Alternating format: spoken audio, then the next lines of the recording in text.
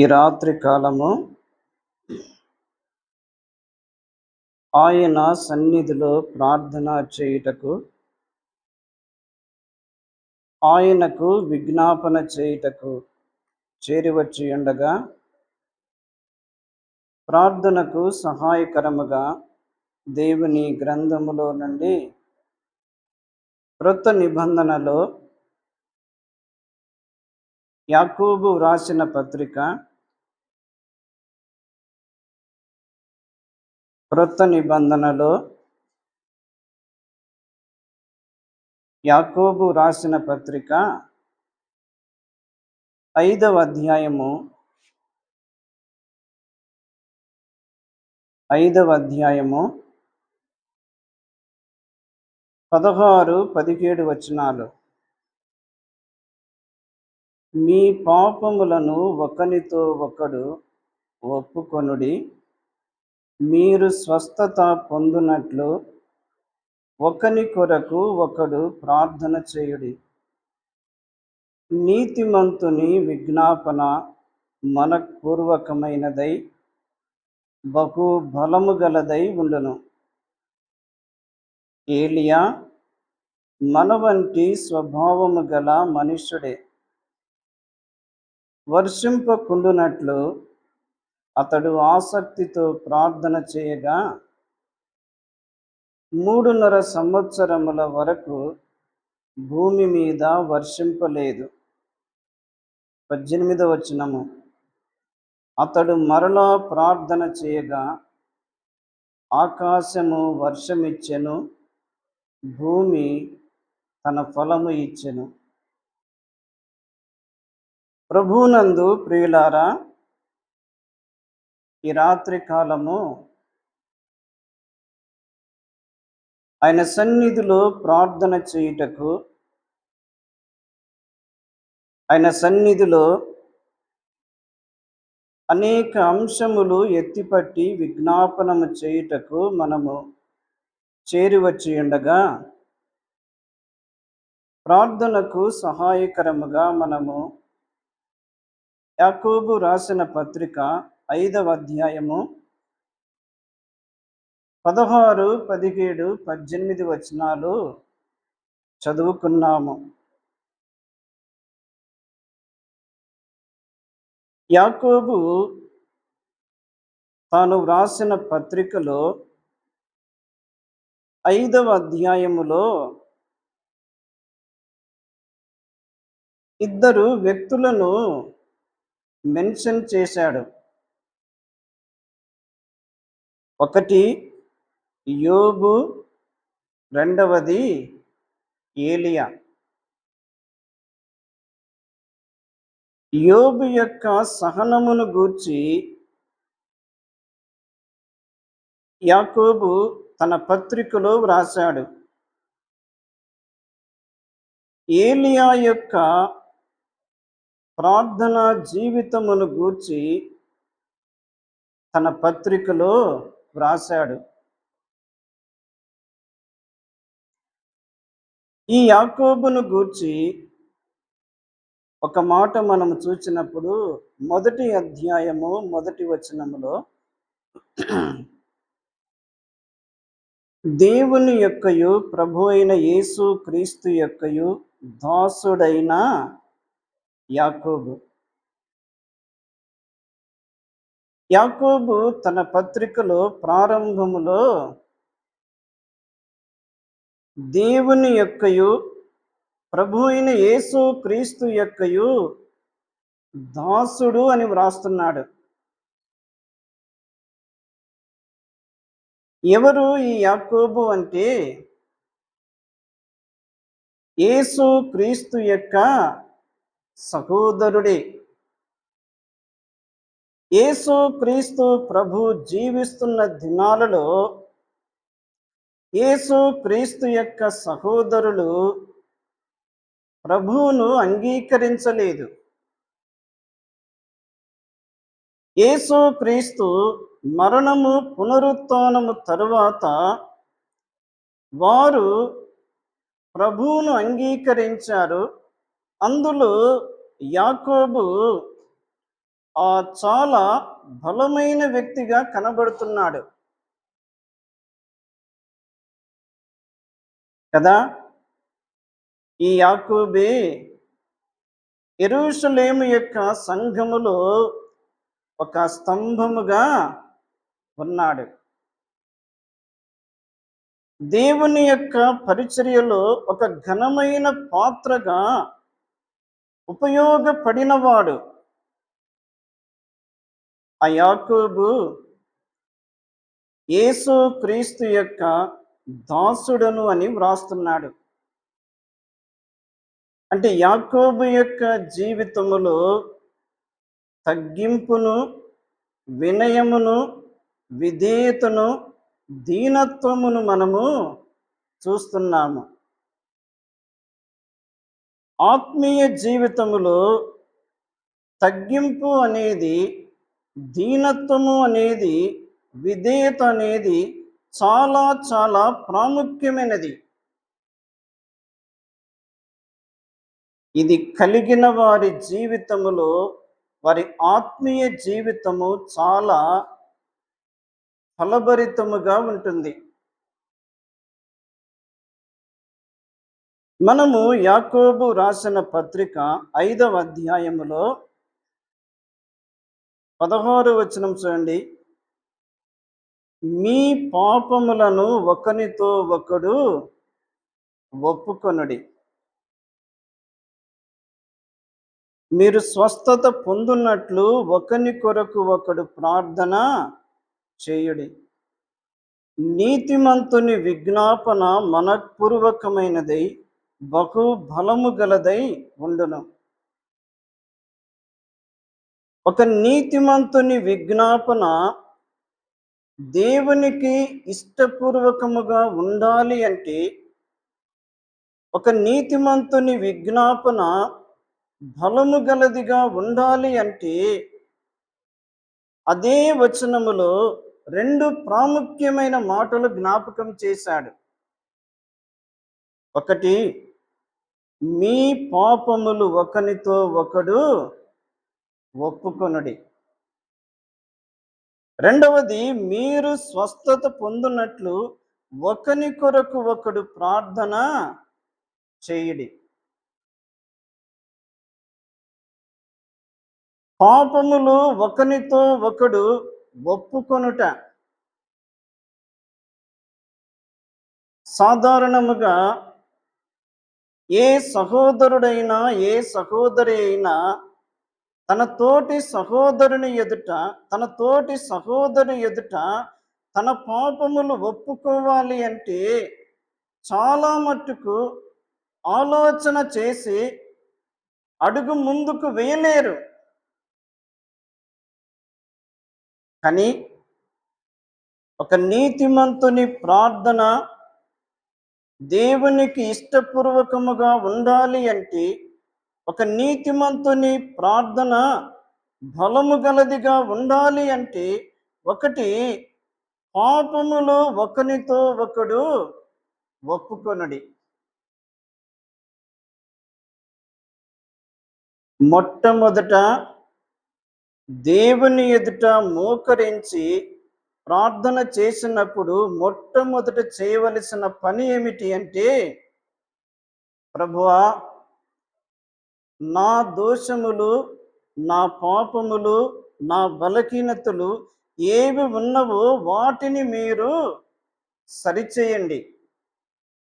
మొదటిగా నన్ను చక్కపరచండి, నన్ను సరిచేయండి, నన్ను క్రమపరచండి, నన్ను బాగు చేయండి, నా లోటులు, నా బలహీనతలు, నా లోపములు సరిచేయమని పశ్చాత్తాపముతో ప్రభు ఎదుట మోకరించి అడిగినప్పుడు ప్రభు తప్పకుండా సహాయము చేయవాడు.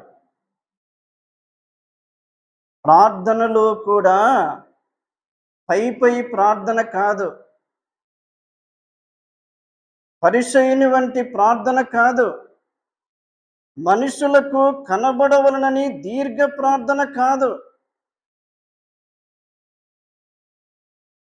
ఒక వ్యక్తి యొక్క ప్రార్థన వినేవారికి దేవునికి మధురముగా ఉండాలి అంటే నీవు ఒంటరిగా గదిలో కొన్ని గంటలు మోకరించి ప్రార్థన చేయాలి. అప్పుడే ఒక భక్తుడన్నాడు, ఒంటరిగా ప్రార్థనలో పోరాడువాడు బహిరంగముగా ప్రార్థనలు ఎక్కువసేపు చేయలేడు.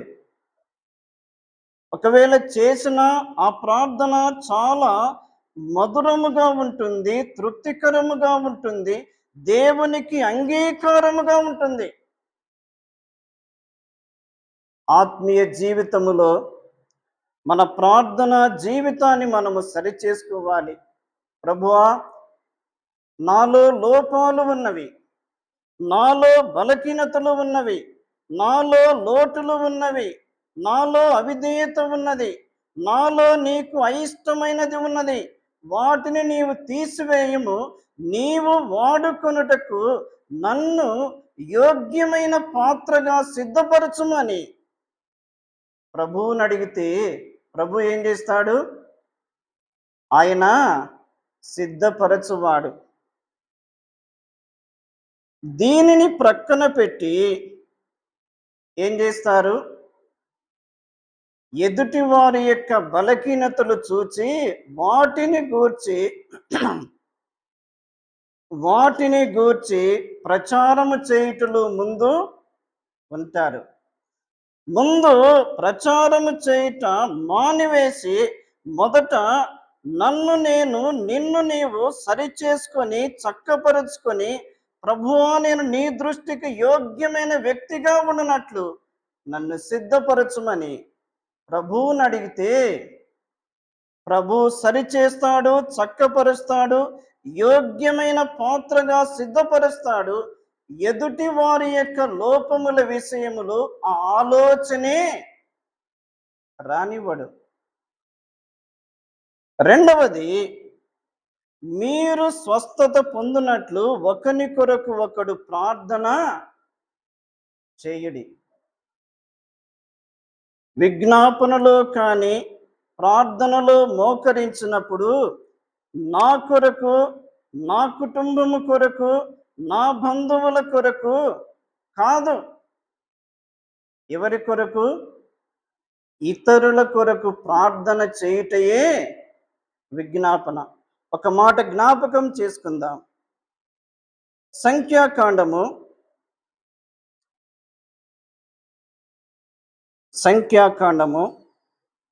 11వ అధ్యాయము. సంఖ్యాకాండము 11వ అధ్యాయము మొదటి వచనం నుండి చూడండి. జనులు ఆయాసమును గూర్చి సనుగుచుండగా అది యెహోవాకు వినబడెను. యెహోవా దాని వినినప్పుడు ఆయన కోపము రగులుకొనెను. యెహోవా అగ్ని వారిలో రగులుకొని ఆ పాలెములో ఒక కొనను దహింపసాగెను. దేవుని ప్రజలు సనుగుతూ ఉన్నారు. దేవుని ప్రజలు ఆయాస పడుతూ ఉన్నారు. దేవుని ప్రజలలో అవిధేయత ఉన్నప్పటికీ వారు తమ్మును తాము సరిచేసుకొనకుండా వారు ప్రభువు మీద సనుగుతూ ఉన్నారు. అది యెహోవాకు వినబడింది. దేవుని కోపము రగులుకున్నది. రగులుకున్న కోపము పాలెములో ఒక కొనను దహింపసాగెను.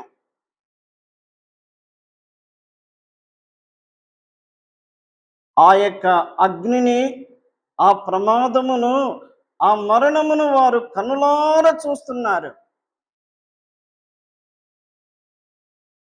ఇప్పుడు ఏం చేశాడు? 2వ వచనములో, జనులు మోసేకు మొరపెట్టగా మోసే యెహోవాను వేడుకొనినప్పుడు అగ్ని చల్లారెను.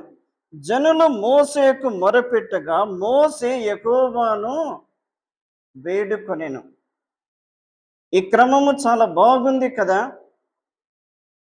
జనులు మోసే యొద్దకు అక్కడున్న పరిస్థితిని తీసుకొని వచ్చి ముందు పెట్టారు. మోసే దేవునికి వేడుకుంటున్నాడు. దేవుడు ప్రార్థన ఆలకించాడు. ఆ అగ్ని చల్లారిపోయింది.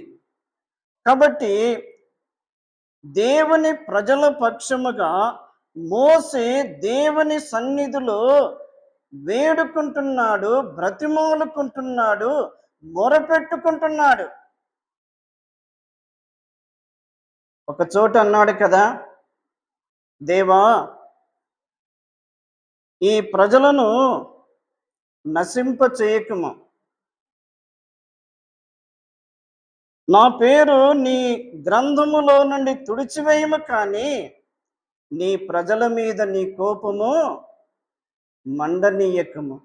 మోసే మాటి మాటికి దేవుని సన్నిధిలో దేవుని ప్రజల పక్షముగా అడ్డుపడి బ్రతిమాలుకుంటున్నాడు. అలాగే ప్రియులారా, ఈ రాత్రి కాలము మనము ఇతరుల కొరకు, సంఘాల యొక్క క్షేమము కొరకు, దేశము కొరకు, అనేక అంశముల కొరకు ఎత్తిపట్టి ప్రార్థన చేయుటకు చేరి వచ్చాము. ఒకని కొరకు ఒకడు ప్రార్థన చేయుడి. పౌలు జీవితములో ఒక 2 మాటలు జ్ఞాపకం చేస్తాను. ఎఫెసీయులకు రాసిన పత్రిక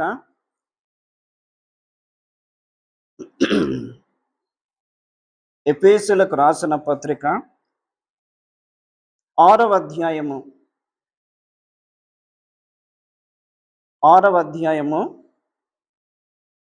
18వ వచనములో, ఆత్మ వలన ప్రతి సమయమునందును ప్రతి విధమైన ప్రార్థనను విజ్ఞాపనను చేయుచు ఆ విషయమై సమస్త పరిశుద్ధుల నిమిత్తమును పూర్ణమైన పట్టుదలతో విజ్ఞాపనము చేయుచు మెలకువగా ఉండుడి.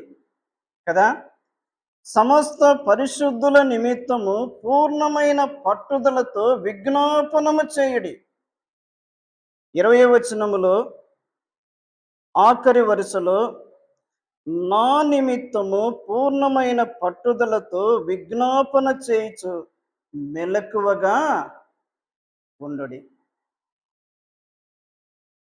పౌలుకు ఏం అవసరమై ఉంది? పౌలుకు ఎఫెసీ పట్టణములో ఉన్న పరిశుద్ధుల యొక్క ప్రార్థనలు అవసరమై ఉన్నవి. ఎఫెసీ పట్టణములో ఉన్న పరిశుద్ధుల యొక్క విజ్ఞాపనలు అవసరమై ఉన్నవి. వారు పూర్ణమైన పట్టుదలతో ప్రార్థన చేయాలి అని, ప్రార్థనలో వారు మెలకువగా ఉండాలి అని పౌలు కోరుతూ ఉన్నాడు. మాత్రమే కాకుండా, నేను ధైర్యముగా మాట్లాడినట్లు, వాక్శక్తి నాకు అనుగ్రహించబడినట్లు నా నిమిత్తం పూర్ణమైన పట్టుదలతో విజ్ఞాపనము చేయుచు మెలకువగా ఉండుడి. ప్రభువుని అడిగితే ప్రభు సహాయము చేస్తాడు. తోటి సహోదరుని యుద్ధకు వెళ్ళి, సోదరుడా, నా కొరకు ప్రార్థన చేయుము, నేను ప్రార్థన క్రమముగా చేయునట్లు, నేను పాటలు చక్కగా పాడునట్లు, నేను ఆరాధనలో చక్కగా స్తుతులు చెల్లించున్నట్లు, నేను దేవుని మందిరములో చక్కని పరిచర్య చేయునట్లు, నేను ఇతరులకు దేవుని యొక్క వాక్యమును సమయోచితముగా ప్రకటించినట్లు నా కొరకు మీరు ప్రార్థన చేయుడి అని మనము వేడుకొనవలెను. పౌలుకే అవసరమైంది. మనం ఎంతటి వారము చెప్పండి? 14 పత్రికలు వ్రాసిన పౌలుకే ఏం అవసరమైంది? ప్రార్థనలు అవసరమైనవి. ప్రార్థనను మనము ఎన్నటికీ తక్కువగా భావించరాదు. ప్రార్థనను ఎన్నటికీ చులకనగా భావించరాదు. అందుకే ఆ సోదరుడు ఫిలిప్ రాజన్న గారు ప్రతి చిన్న విషయాన్ని తీసుకొచ్చి ఏమంటాడు? ప్రార్థన చేయండి. మనలో కొంతమంది సోదరులు కూడా కొన్ని విషయాల్లో ప్రార్థన చేయమని కోరుతున్నారు.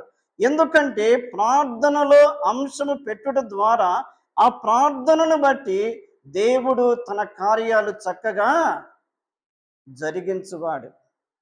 కాబట్టి యాకోబు ఏమంటున్నాడంటే, నీతిమంతుని విజ్ఞాపన దేవునికి ఇష్టపూర్వకముగా ఉండాలి అంటే, అది బలముగా ఉండాలి అంటే, ఒకటి మన పాపములు ఒకనితో ఒకడు ఒప్పుకోవాలి. రెండవది, ఇతరుల కొరకు ప్రార్థన చేయాలి. ఒక మాట చూడండి, తెస్సలోనికలకు రాసిన మొదటి పత్రిక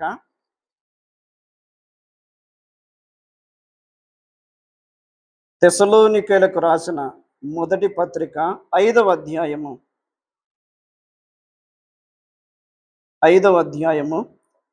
25వ వచనములో, సహోదరులారా మా కొరకు ప్రార్థన చేయుడి. పౌలు జీవితములో ఎంత మాదిరి ఉన్నది.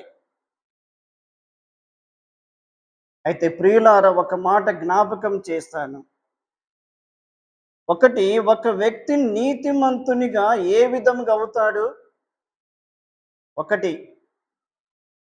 దేవుని నామమునందు విశ్వాసం ఉంచుట ద్వారా, యేసు క్రీస్తు రక్తములో కడుగబడుట ద్వారా ఆ వ్యక్తి నీతిమంతునిగా తీర్చబడును. ఎస్, రక్షించబడిన వారమే, విశ్వాసులమే, దేవుని పరిచర్యలో ఉన్నవారమే. కానీ మనకు కడుగబడుట అనేది చాలా ప్రాముఖ్యమైనది. అనుదిన జీవితములో ఆయన రక్తములో కడుగబడుట, ఆయన నామములో కడుగబడుట, ఆయన ఆత్మ ద్వారా కడుగబడినప్పుడు, మనము నీతిమంతులుగా సిద్ధపరచబడినప్పుడు ఫలము చాలా తృప్తికరముగా ఉంటుంది. ఒక మాట చూడండి, 37వ కీర్తన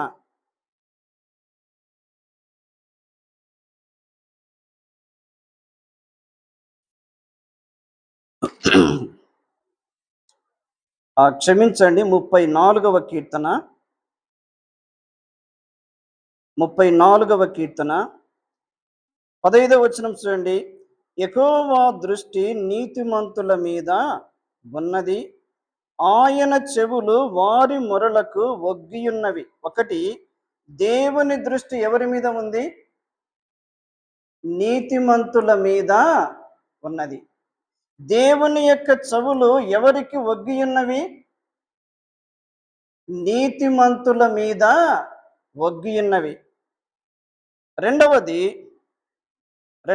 19వ వచనం చూడండి,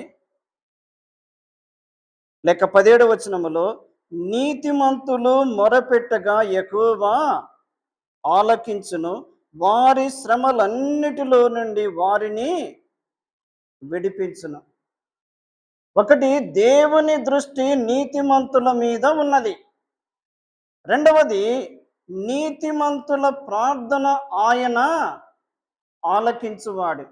మూడవది 19వ వచనములో, నీతిమంతునికి కలుగు ఆపదలు అనేకములు, వాటన్నిటిలో నుండి యెహోవా వానిని విడిపించును. ఒకటి, దేవుని దృష్టి నీతిమంతుల మీద ఉన్నది. రెండవది, నీతిమంతుల యొక్క ప్రార్థన ఆయన ఆలకించువాడు.